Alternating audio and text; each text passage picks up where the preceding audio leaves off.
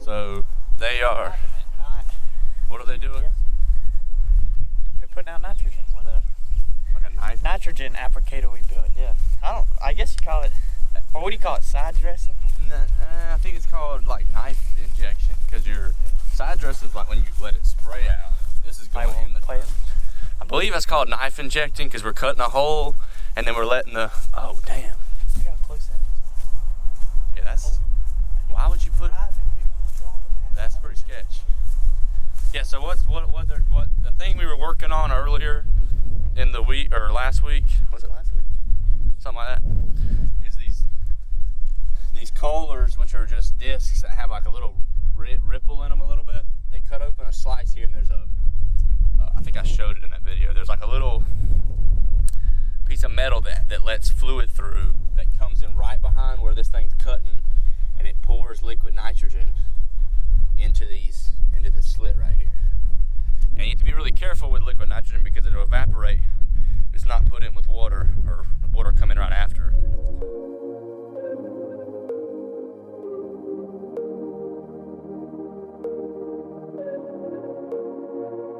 When you install a pivot, when you install a new pivot in a well, I guess not so much a pivot, but a well, you have to pump it off before you can hook it up to your pivot. Otherwise, you'll have the problem of having a lot of sand and soot and silt and all kinds of different things coming through the well before it's cleaned out because of all the dirt from when they drilled it. So to clog up all of your sprinkler ends. So you take like a pipe like this and you run that water off, like you can see, which washed the whole half the daggone field, it seemed like. And then you'll keep running that water out until you've gotten all the sand and stuff out, and then you can plug it into the pivot itself. You don't pink underwear? There we go. Baby's pumping a lot of water. And we even put a sheet of plywood in there to try to help disperse the water out so that it would not dig so much of a hole, which did help a lot, but still a lot of water. Picked up a free pickaxe. Yeah, that's weird. It's a little tiny thing.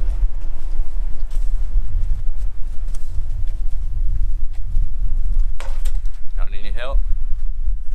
Got it?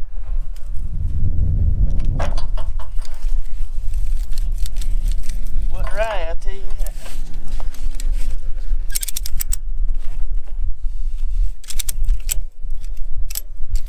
Must have been Adams.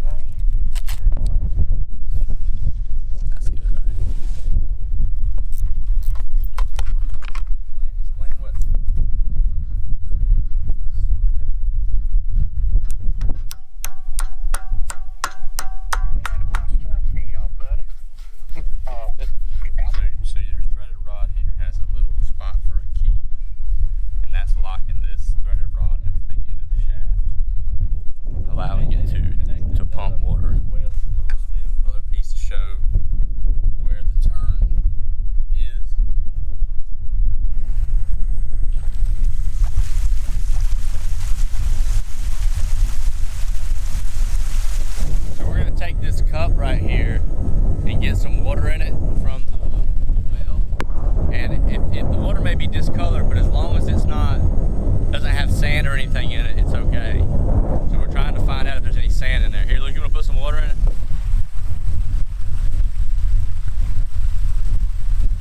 Watch it. A little bit. Yeah.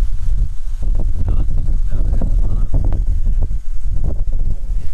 So you let it keep running, you keep checking that until you don't have any sand. And once you're having sand, it doesn't matter what color the water is, as long as it doesn't have any particles in it. Yeah, it does look good.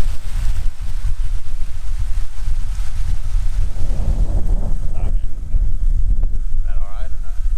Yeah, it's pretty clean. I think we. Now, tell me, what does Persian do? It's gonna let the sediment settle back down, and we'll pull it back out real quick.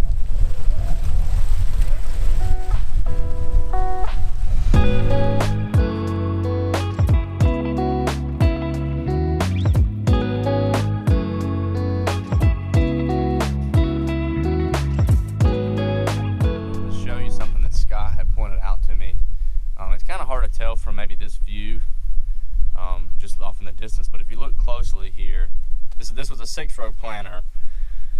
So this is obviously a bean plant, and this is a bean plant.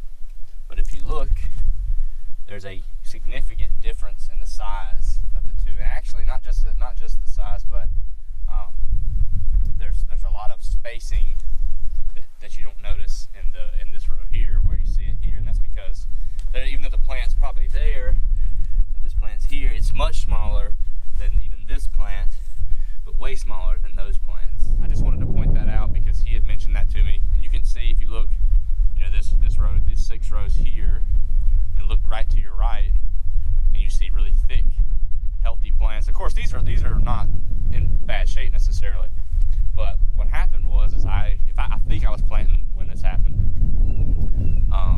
I must have forgotten to turn on my fertilizer tank, and so this is the difference of fertilizer and without, with fertilizer and without. And that just, I wanted to, he was telling me, you should go look at that and show some people. So I wanted to film that and show you guys how important, proper application of fertilizer and of pesticides is. I know, pesticides get a bad rap. People like to, talk crap about pesticides, but they're necessary for the world to eat, the population to sustain what it is. We have to use these things to keep plants healthy.